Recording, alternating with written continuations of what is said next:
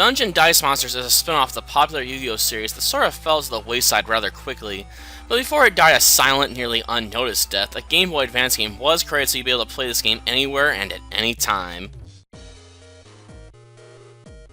Dungeon Dice Monsters doesn't really have a story per se. Your only goal is to win tournaments in order to gain access to slightly more difficult tournaments, but your only reward for winning all the tournaments within a division is to see the credits roll, and you'll do this 3 times throughout the game in order to complete everything. Dungeon Dice Monsters is a bit of a strange beast in my opinion, since it has all the classic elements needed to make a great board game by combining the elements of skill, luck, and strategy. Yet the game manages to waste all of this by pitting the player against an AI that is so weak and stupid that it absolutely ruins the game for me. And there are 3 key reasons as to why the AI blows chunks in this game. Number 1. The AI is extremely fond of summoning high-level monsters early in a match, so much so that it makes it possible for a human player to easily rush down the field with low-level summons in order to pin down the AI to the point that it can't dimension the dice once. Number 2, the AI tends to be highly passive-aggressive and will largely keep its monsters near its die mass in order to act as a defensive barrier, which is a move that makes little sense at times and is a completely non-winning strategy in this game.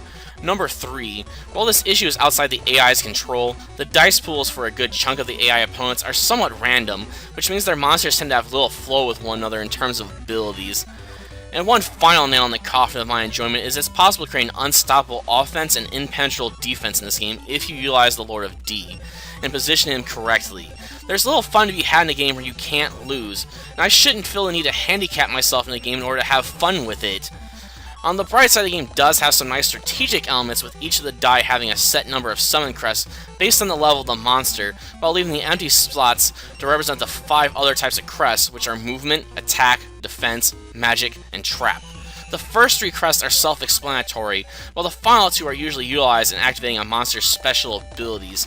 To further add to the strategic elements, you also have to consider which of the many ways you'd like to dimension the dice in order to further your goals, while also hindering your opponent's ability to counter. In terms of graphics and sound, the game is probably subpar, to be honest, which probably isn't much of a surprise considering it's a Yu-Gi-Oh! Game, and not really meant to be taken as a serious piece of art. I mean, seriously, this game's based on a board game. What exactly were you expecting out of it?